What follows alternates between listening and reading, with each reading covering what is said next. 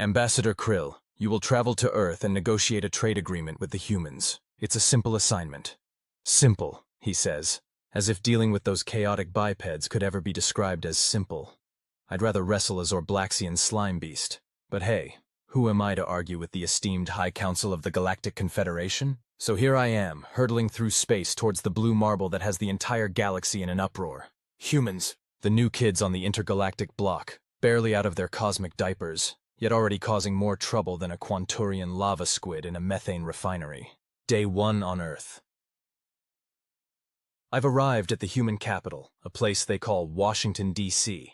Apparently, the D.C. stands for District of Columbia. Why they needed to district an entire planet is beyond me. But I suppose that's just humans being humans. My first meeting with their leader, the president, went about as well as expected. Which is to say, it was a complete disaster. "Welcome to Earth, Ambassador Krill," the president boomed, extending a meaty appendage towards me. I stared at it, wondering if this was some sort of threat display. You're supposed to shake it," his aide whispered. Ah yes, the infamous human handshake, a charming custom that originated from their habit of checking each other for concealed weapons. How delightfully barbaric. I gingerly grasped his hand, trying not to recoil at the sensation of warm, slightly moist flesh. The things I do for intergalactic diplomacy. Day 3. I've come to the conclusion that humans are entirely fueled by a dark, bitter substance they call coffee. They consume it in vast quantities, turning from shambling zombies into hyperactive chatterboxes in a matter of minutes. It's terrifying. I made the mistake of trying some during a meeting.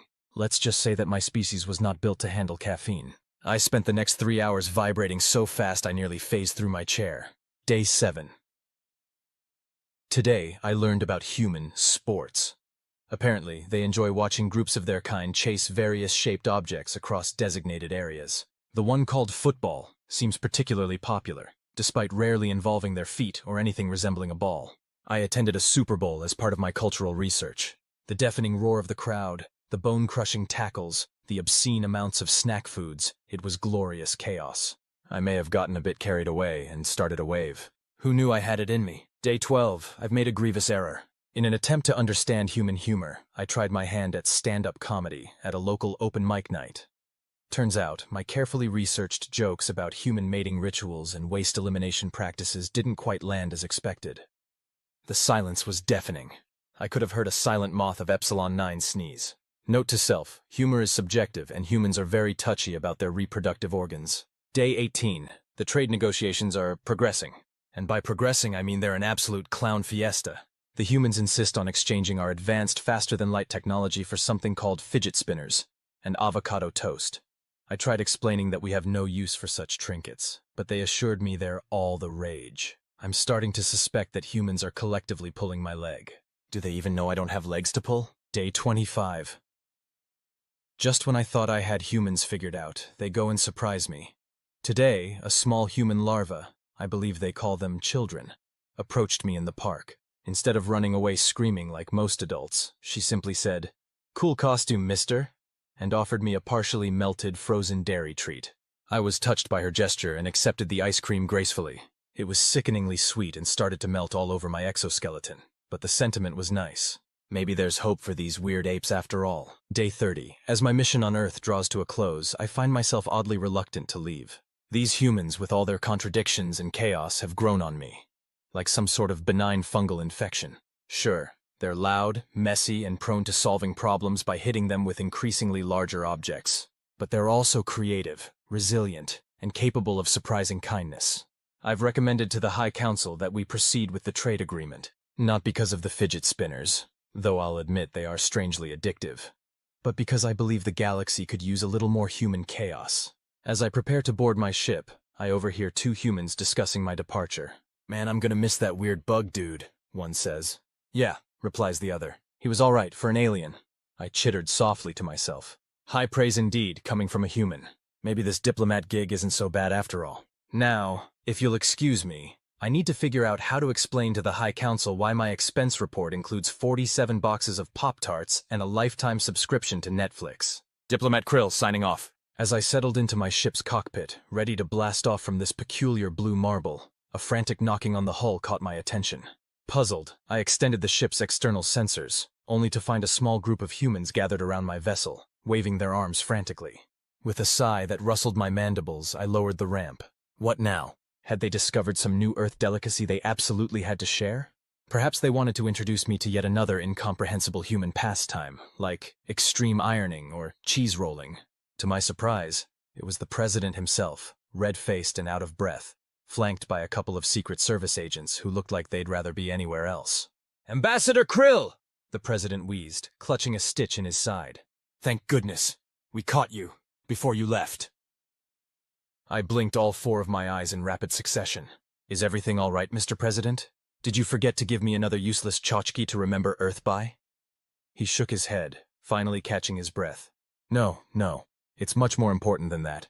We've just received an urgent communication from our deep space monitoring station." Now that piqued my interest. "Oh? And what, pray tell, did your primitive scanners pick up? Another satellite you mistook for an alien invasion fleet?" The president's face turned serious. "We've detected a massive object entering our solar system. It's like nothing we've ever seen before. We think it might be a planet-killer asteroid." Well, slap me with a Venusian tentacle fish and call me a Zerblat. This was not how I expected my day to go. "And what exactly do you expect me to do about it?" I asked, trying to keep the exasperation out of my voice. "I'm a diplomat, not a cosmic bulldozer." The president looked at me with those big, pleading eyes that humans do so well. It's like they've evolved specifically to tug at the heartstrings of every sentient being in the galaxy. Curse their annoyingly effective facial expressions. "We were hoping," he said slowly, "that you might have some advanced technology that could help us, not die." I chittered in amusement. "Let me get this straight. You want me, a lone alien diplomat, to single-handedly save your entire planet from an extinction-level event?" The president nodded eagerly. "I should have left. I should have blasted off and never looked back. But something about these ridiculous humans had wormed its way into whatever passed for my heart.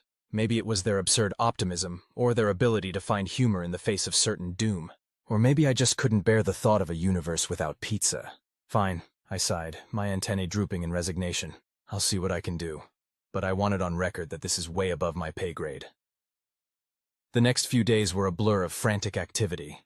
I called in every favor I had with the Galactic Confederation, pulled strings I didn't even know existed, and may have accidentally started a small interstellar incident or two. But in the end, we did it. A fleet of Confederation ships arrived just in time, using their advanced tractor beams to gently nudge the asteroid off its collision course with Earth. Crisis averted, civilization saved, and all it cost me was my reputation and possibly my career. As I stood with the president, watching the asteroid shrink to a harmless speck in the sky, he turned to me with a grin. "You know, Ambassador," he said, clapping me on what he probably thought was my shoulder. "I think this calls for a celebration. How about we get you that American citizenship we talked about?" I stared at him, mandibles agape. "You want to make me a citizen, after everything that's happened?" He shrugged. "Why not? You've certainly earned it. Plus, think of the diversity points we'll score." And that, dear reader, is how I, Krill of the Zeta Reticuli star system, became the first alien American. It's also how I ended up with a small army of lawyers trying to figure out if I'm eligible to run for president in the next election. As for the asteroid, turns out it wasn't a planet killer after all. Just a very large, very shiny space rock that some eccentric billionaire immediately claimed he wanted to turn into the galaxy's most excessive paperweight. So here I am, stranded on Earth for the foreseeable future, teaching Intro to Galactic Diplomacy at Harvard, and trying to explain to my superiors back home why I've gone native. But you know what? As I sit here, sipping my morning coffee, yes, I've developed an addiction, and watching the sunrise over this crazy, wonderful planet, I can't help but think, humanity, fuck yeah, what a ride. As I settled into my new life on Earth, I quickly realized that becoming the galaxy's most famous alien American came with its own unique set of challenges. For one, I couldn't go anywhere without being mobbed by enthusiastic humans asking for selfies or trying to sneak a piece of my exoskeleton as a souvenir. My first week teaching at Harvard was interesting, to say the least. I walked into the lecture hall, ready to impart my vast knowledge of galactic diplomacy, only to find half the class dressed in homemade alien costumes and the other half clutching conspiracy theory books. "All right, settle down," I chittered, tapping my mandibles on the podium for attention. "Today we're going to discuss the intricacies of the Galactic Confederation's trade policies. And no, before you ask, I will not be discussing Area 51 or probing techniques. A collective groan echoed through the room, followed by the rustle of hastily hidden tinfoil hats. But it wasn't all chaos and misunderstandings. As the months passed, I found myself developing a genuine fondness for my human students. Their insatiable curiosity and ability to think outside the box, sometimes so far outside the box that the box was a mere speck on the horizon, never ceased to amaze me. One day, a bright-eyed student raised her hand. "Professor Krill, how do different alien species overcome communication barriers?" I was about to launch into a lengthy explanation about universal translators and psychic wavelengths when a mischievous idea struck me. "Well," I said, straightening my tie. Yes, I wear a tie now. When in Rome, right? Mostly through interpretive dance. The look of sheer bewilderment on their faces was priceless. For a solid minute, you could have heard a pin drop. Then, one by one, they started to laugh. Soon, the entire lecture hall was in stitches, and I found myself joining in, my chittering laughter mixing with their human guffaws in a bizarre but oddly harmonious symphony. As the laughter died down, I wiped a tear from one of my eyes. Note to self: invest in multiple handkerchiefs. And that, class, is your first lesson in galactic diplomacy. Always keep your audience guessing. Outside of the classroom, my life took some unexpected turns. I became a regular on the talk show circuit, appearing on everything from The Late Show to Hot Ones. Turns out, my species can handle spice that would make a human spontaneously combust. I even had a brief stint as a judge on America's Got Talent, where I famously buzzed a ventriloquist act because I thought the human was genuinely possessed by a talking puppet demon. How was I supposed to know it was just entertainment? But perhaps the strangest development was my foray into the world of human politics. It started as a joke. A few of my students made Krill for President t-shirts, and suddenly it snowballed into a full-blown grassroots campaign. Before I knew it, I was standing on a debate stage, antenna to hair with career politicians, trying to explain my stance on healthcare reform and immigration policy, which, let me tell you, takes on a whole new dimension when you're literally from another planet. My esteemed opponent suggests that I'm out of touch with the average American, I chittered into the microphone, my compound eyes gleaming under the harsh stage lights. But I would argue that as someone who's traveled across the galaxy, I bring a unique perspective to the table. Also, I can solve the energy crisis single-handedly by installing a miniature quantum reactor in every home. Top that, Senator. The crowd went wild. Apparently, humans love nothing more than a political outsider. And you can't get much more outsider than a 7-foot-tall insectoid alien from Zeta Reticuli. As I stand here now, on the cusp of potentially becoming the first non-human president of the United States, I can't help but marvel at the strange twists and turns that brought me to this point. From reluctant diplomat, to beloved educator, to potential leader of the free world, it's been one hell of a journey. But you know what? I wouldn't have it any other way. Because if there's one thing I've learned about humans, it's that they're always full of surprises.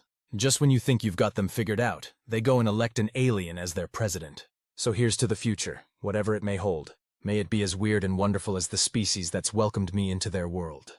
As fate would have it, the American people, in their infinite wisdom, or perhaps temporary insanity, decided that yes, they did indeed want an alien as their president.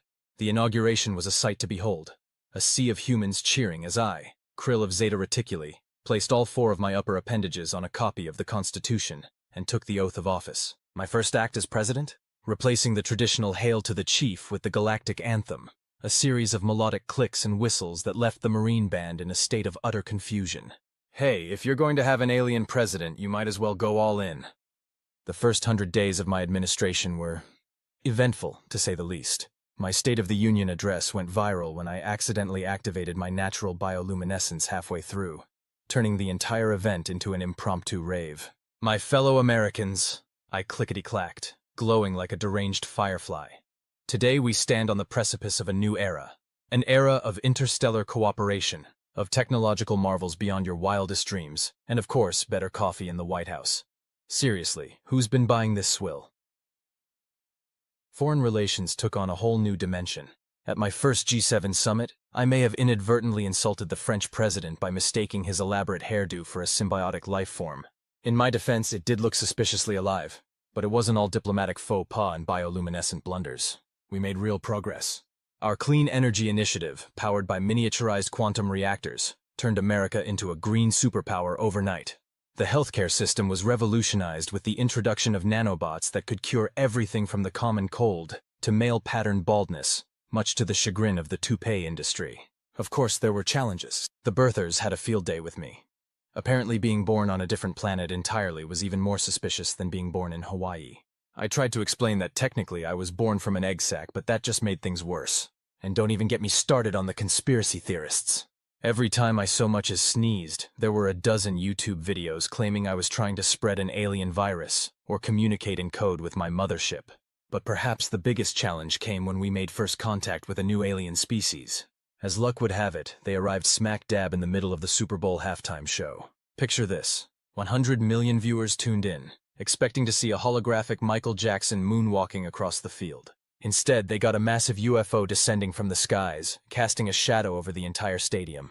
As the alien craft touched down, crushing the elaborate stage, and unfortunately, a very surprised Justin Timberlake, I knew it was time to put my galactic diplomacy skills to the test.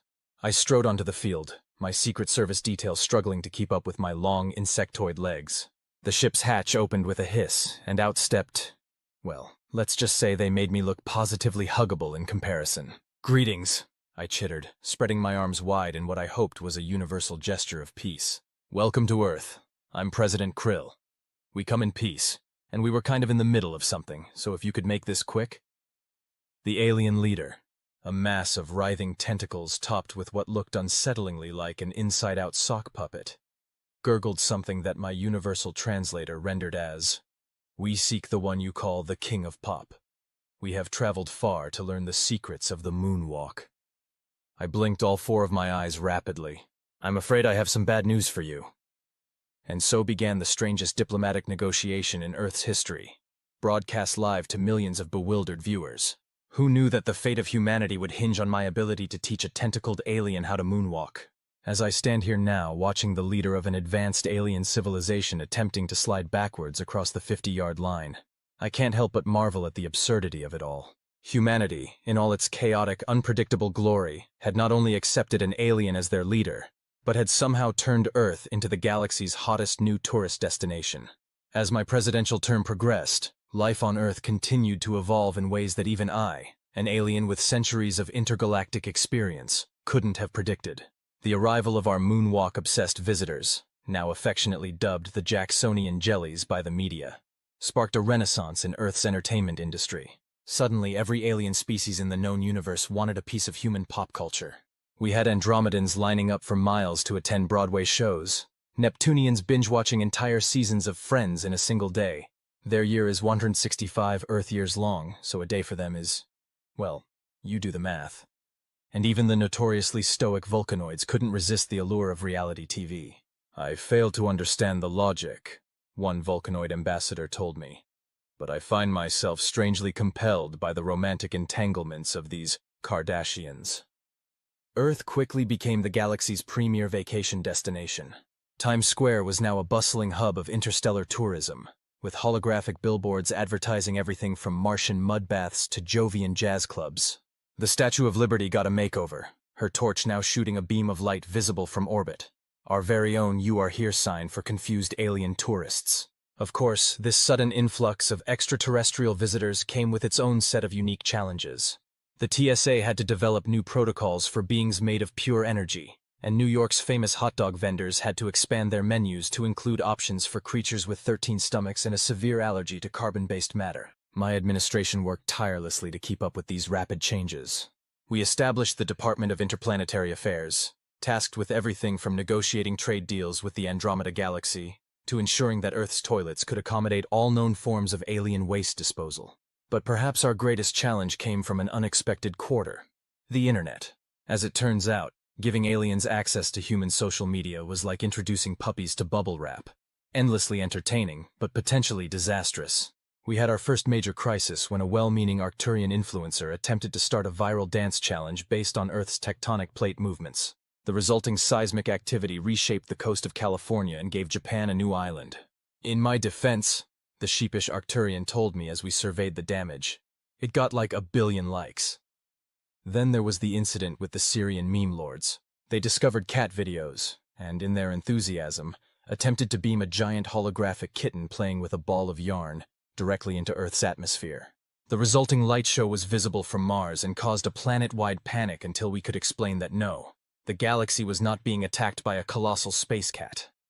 As for me, well, being the alien president of Earth during its transformation into a galactic melting pot was interesting, to say the least. I had to mediate disputes between Plutonian real estate developers and the Pluto is a planet lobby. I found myself explaining the concept of fiction to a group of literal-minded Rigelians who were convinced that Harry Potter was Earth's magical defender. And don't even get me started on the time I had to talk down an offended Zebulon warfleet because someone told them that in space, no one can hear you scream. Apparently, Zebulons are very proud of their ability to scream in any environment. But through it all, humanity continued to surprise and impress me. They adapted to their new reality with a mix of enthusiasm, creativity, and their signature brand of chaotic ingenuity. When faced with the challenge of communicating with a silicon-based life form that perceived reality through gravitational waves, they didn't give up. Instead, a team of human scientists and interpretive dancers created a new form of communication that was part physics lecture, part ballet. It was bizarre, improbable, and yet somehow it worked. As my term nears its end, I look back on these years with a sense of pride and bewilderment. Earth has changed, the galaxy has changed, and in many ways I've changed too. I've developed a taste for pizza, learned to appreciate the subtle art of sarcasm, and even caught myself using the phrase yeet in a formal address to the United Nations. Humanity has faced the ultimate challenge, integrating into a vast, complex galactic community, and they've done it with style. They've turned Earth into a cosmic crossroads, a place where the infinite diversity of the universe comes together in a glorious, chaotic mashup of cultures, ideas, and really weird food combinations. So here's to you, humanity. You've taken your place among the stars, and you've done it in a way that's uniquely, unmistakably human. You've made the galaxy a more interesting place, and speaking as someone who's seen a lot of the galaxy, that's saying something. As my presidency drew to a close, the question on everyone's mind, and tentacles and psychic neural networks was, what next? The idea of returning to a normal human president seemed almost quaint now. Earth had changed too much, become too integrated into the galactic community for things to simply go back to the way they were. The solution? A galactic council, with representatives from Earth and various alien species, all working together to govern this new interstellar melting pot. And me? Well, apparently I'd done a good enough job that they wanted me to stick around as Earth's representative. So here I am, sitting in the newly constructed Galactic Embassy, formerly known as the International Space Station. We just added a few wings and a zero-gravity food court, preparing for our first official meeting. The chamber is a sight to behold, filled with beings of all shapes, sizes, and states of matter. To my left, a Venusian vapor being shimmers in its containment field. To my right, an Andromedan with more eyes than I can count is furiously taking notes with all 12 of its arms. And directly across from me, a hyper-intelligent shade of the color blue, don't ask, is, well, being blue, I suppose. As I call the meeting to order, by tapping my gavel on a quantum resonance plate, as traditional wood couldn't be heard in our soundproofed, vacuum-sealed chamber, I can't help but reflect on how far we've all come. Fellow sentients, I begin, my words being simultaneously translated into over 1,000 languages. We gather here today to address the pressing issues facing our galactic community. First on the agenda, the Betelgeusian cheese smuggling ring that's causing havoc with Earth's dairy industry. A collective groan echoes through the chamber. The Betelgeusian representative, a gelatinous cube with a penchant for fancy hats, wobbles indignantly. I object, it burbles. Our fromage is far superior to Earth's primitive milk solids. Be that as it may, I counter. Flooding the market with cheese that causes temporary psychic abilities in humans is not only unfair competition, but also a violation of at least 3 intergalactic trade agreements. The debate rages on, touching on everything from the ethics of time travel tourism, the dinosaurs are getting annoyed at all the gawkers, to the proposed construction of a hyperspace bypass through the solar system. We vetoed that one. We've grown rather fond of our little corner of the galaxy. As the meeting progresses, I find myself marveling at the beautiful chaos of it all. Here we are, beings from across the cosmos, arguing about cheese and hyperspace lanes like it's the most normal thing in the world. And in a way, I suppose it is our new normal. Humanity, true to form, has adapted to this new reality with gusto. They've become the galaxy's cultural ambassadors, introducing the concept of memes to civilizations that communicate through spore release, and somehow managing to make The Office a hit show on planets where the concept of office work is utterly foreign. They've also, much to my amusement and occasional alarm, started shipping various alien species together. The fan fiction alone could fill several star systems worth of databanks. I've had to gently explain to more than one alien delegation that no, humans cannot actually make two species fall in love through the power of creative writing. As our first council meeting draws to a close, I feel a sense of hope for the future. Yes, we have our challenges. Yes, sometimes our differences seem insurmountable. But looking around this room, seeing representatives from across the galaxy coming together to debate, argue, and ultimately find common ground, I know we're on the right track. Before we adjourn, I announce, I have one final item. Earth has proposed a galactic cultural exchange program. They're calling it cosmic couch surfing. The chamber erupts in a cacophony of intrigued beeps, curious tentacle waving, and what I think might be excited color changing from our cameloid friends. I smile, or at least do the closest approximation my mandibles will allow. All in favor? A resounding chorus of agreement echoes through the chamber, in more languages and forms of communication than I can count. As I bring down the gavel to close the session, I feel a surge of pride, not just for humanity, but for all of us. We're building something here, something grand and chaotic and beautiful. So here's to the future, my fellow sentients. May it be filled with interstellar friendships, bizarre cultural mashups, and maybe, just maybe, a little less cheese-related psychic incidents. As the cosmic couch surfing program took off, Earth quickly became the galaxy's equivalent of that cool, slightly weird friend everyone wants to visit. Humans, with their boundless enthusiasm and ability to make friends with practically anything that moved, and some things that didn't, were the perfect hosts for this interstellar cultural exchange. I found myself taking a more hands-on approach to this program, partly out of duty as Earth's galactic representative, but mostly out of morbid curiosity. I mean, how often do you get to see a Jovian gas giant try to navigate a human apartment? My first assignment was to oversee the stay of Gablorp, a charming amalgamation of sentient slime from the swamps of Dagobah. Yes, apparently that's a real place, much to the delight of Earth's Star Wars fans. Gablorp was staying with the Johnson family in suburban Ohio. I arrived just in time to witness Mrs. Johnson trying to explain the concept of a doorknob to the amorphous visitor. You see, you just turn it like this and... Oh dear. Gablorp, in an attempt to mimic her actions, had extended a pseudopod and accidentally absorbed the entire door. Don't worry, I quickly interjected, seeing the panic on Mrs. Johnson's face. Gablorp's species considers doors a delicacy. This is actually a great compliment to your home decor. As I helped navigate this cultural minefield, I couldn't help but admire the Johnsons' adaptability. By the end of the week, they had child-proofed all their electronics. Gablorp had a tendency to get overexcited and ooze into the circuitry, learned to communicate through a series of bubbles and gurgles, and even started a neighborhood trend of slime mold terrariums. But it wasn't just Earth playing host. Humans were venturing out into the galaxy, armed with nothing but backpacks, universal translators, and an inexplicable desire to try every form of alien street food they encountered. Reports started flooding in from across the cosmos. A group of college students had introduced the concept of spring break to a planet with 73 seasons, causing a temporal anomaly that took 3 Galactic Council subcommittees to sort out. A retired couple from Florida had somehow ended up leading a revolution on a gas giant, armed only with their Winnebago and a collection of Jimmy Buffett albums. And then there was the incident with the human chef who accidentally created a dish so delicious it briefly achieved sentience and had to be granted asylum. That one's still tying up our legal department. But for every mishap, there were 100 heartwarming stories of connection and understanding. The hive mind of Betelgeuse.